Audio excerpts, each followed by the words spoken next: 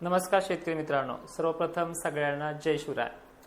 मित्रांनो, आज सुद्धा 2 एप्रिलला दुपारच्याही अगोदर काही भागांना तर काही ठिकाणी दुपारनंतर वातावरण पहिल्यासारखंच सक्रिय होणार आहे।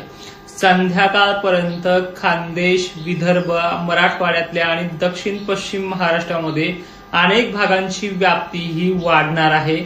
पण या व्हिडिओमध्ये तुम्हाला त्या विभागामध्ये कोणत्या वेळेला किती वाजेपर्यंत पाऊस येण्याची शक्यता असणार आहे, कांदा असेल, हळद उत्पादक शेतकरी असेल किंवा अन्य उत्पादक शेतकऱ्यांना तुमचं कसं नियोजन टायमिंगनुसार करायचंय, तास 2 तासाचा फरक मात्र नक्की पडू शकतो।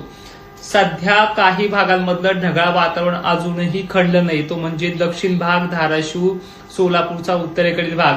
तेच वातावरण बीड जिल्ह्यामध्ये, परभणीमध्ये दुपारपर्यंत दाखल होणार आहे। त्यामुळे तुमची जी आहे ती पांगायची का नाही पांगायची हा निर्णय तुमचा असावा। आज संध्याकाळपर्यंत नाशिक जिल्ह्यात काही भागांना, धुळे, जळगाव, छत्रपती संभाजीनगरची व्याप्ती आजही संध्याकाळपर्यंत जास्त आहे, जालन्याची आहे। परभणी असेल, नांदेड असेल, लातूर भागामध्ये मुसळधार ते अतिमुसळधार पावसाचा इशारा आजही तुम्हाला मिळतोय, मागच्याही व्हिडिओमध्ये सांगितलंय। कोल्हापूरमध्ये, सांगलीमध्ये ज्या काही दक्षिण भागांना पाऊस वारंवार सोडायचा तिथे देखील रेकॉर्ड आज तोडणार आहे। त्यानंतर सोलापूर असेल, अक्कलकोट पासून ते खालचा लोहारा खुर्द, लातूर, निलंगा पट्टा, अहमदपूर पट्टा, बार्शी, बीड जिल्ह्यातल्या सर्व तालुक्यांमध्ये, त्याचबरोबर पुणे परिसरात सुद्धा अनेक ठिकाणी वारे पाऊस राहणार आहे। त्यानंतर अहिल्यानगरमध्ये सुद्धा व्याप्ती आज खूप वाढणार आहे। मराठवाड्याची आणि दक्षिण महाराष्ट्राची, पश्चिम महाराष्ट्राची व्याप्ती आज जास्त आहे। रात्रीचा कोणताही टायमिंग घेईल, दुपारी सुद्धा 1-2 आभाळामध्ये सक्रिय होणार आहे। जास्त काही आज पसारा पांगायला तुम्हाला जमणार नाही। त्यानंतर मराठवाड्याच्या बरोबरच विदर्भाच्या काही सोडलेल्या भागांपैकी काही भाग म्हणजे चंद्रपूरमध्ये आज बऱ्यापैकी व्याप्ती आहे। नागपूरमध्ये मोजक्या ठिकाणी, अकोला, अमरावती आहे, वाशिम, हिंगोलीचा परिसर आहे। त्यानंतर भोकरदन, जाफराबाद, कन्नड, सिल्लोड, गंगापूर, वैजापूर हे देखील भाग राहणार आहेत। घनसावंगी पट्ट्यापासून अंबड, शहागड हे देखील भाग याच्यामध्ये इन्व्हॉल्व आहेत। मंठा, लोणार वगैरे परिसर, सेलू, मानमत, परभणी हा देखील भाग डबल तो घेणार आहे 2 टायमिंगच्या वेळेला। त्यानंतर अहिल्यानगरचा थोडा विचार केला तर अहिल्यानगरचे दक्षिण उत्तर भाग व्याप्तीचा विषय इथे मध्यरात्रीपर्यंत जास्त आहे, तर यांनी सुद्धा सतर्क राहायचंय। आणि हे वातावरण आणखीन 2-3 दिवस कायम आहे।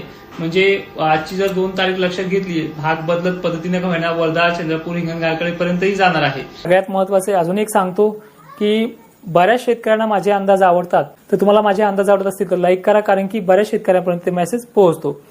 नांदेडला उद्या सुद्धा व्याप्ती बऱ्यापैकी आहे, जी 3 तारखेची सुद्धा।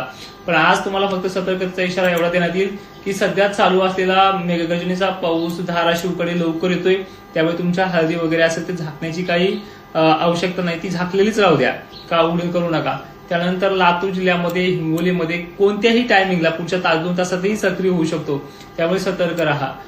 छत्रपती संभाजीनगरचं तर नाव घेतलंय, खानदेशही, धुळे वगैरे भागात मोजक्या ठिकाणी म्हणण्यापेक्षा जशी गरमी तसंही वातावरण सक्रिय होणार आहे। आणि वारंवार सांगतोय, वादळाचं आणि गारपिटीचं, विजांचं प्रमाण ह्या पावसामध्ये आहे। जिथे जिथे भयंकर गरमी तिथे हा पाऊस त्या 2 ते 3 तासामध्ये त्या भागामध्ये सक्रिय होऊन जातो। गरमी आणि कळकळ करणारं ऊन तुमच्या भागात झालं 3 ते 4 तासामध्ये पाऊस आगमन करेल म्हणजे करेलच, अशी परिस्थिती आहे। आणि विशेषतः ही माहिती तुम्ही इतरही शेतकऱ्यांपर्यंत पोहोचण्याचं काम करा। 2 वर्षापासून या चॅनलवरती काम करतोय, तर ह्या चॅनलचे 100K सबस्क्रायबर पूर्ण करण्याचे मी आज वैयक्तिक तुम्हाला बोलतो आहे, ते आपल्याला करायचे आहेत। आता काहींना वाटतंय आमच्या गावात पेंडवलता पडलाय, काहींना वाटतंय आम्हाला सोडलंय, हे नशीब तुमचं। पाऊस एका रात्रीमध्ये किंवा एका टप्प्यामध्ये सगळा भाग घेत नसतो, हे तुम्हाला मी कालही सांगितलं की याच्यामध्ये भाग सुटतात, पण घेतलेल्या भागांपैकी अशी आरमान होते ना की त्या भागामध्ये परत शेतकरी उद्धार येत नाहीये। त्यामुळे हा अशा प्रकारच्या वातावरणाचा अवकाळी फटका जो आहे महाराष्ट्रामध्ये, हा एक टप्पा, परत 14 तारखेला एक आसपास थोडाफार टप्पा, त्यानंतर परत 18-19 एप्रिललाही एक टप्पा, अशा प्रकारचे 2-3 टप्पे ह्या महाराष्ट्रामध्ये आहे। त्याबद्दल वारंवार बोलत जाऊयात। पण माहिती शेवटपर्यंत पाहणाऱ्या शेतकऱ्यांचे धन्यवाद, आणि ही माहिती सर्व शेतकऱ्यांना पाठवण्याचा प्रयत्न करा। जय शिवराय।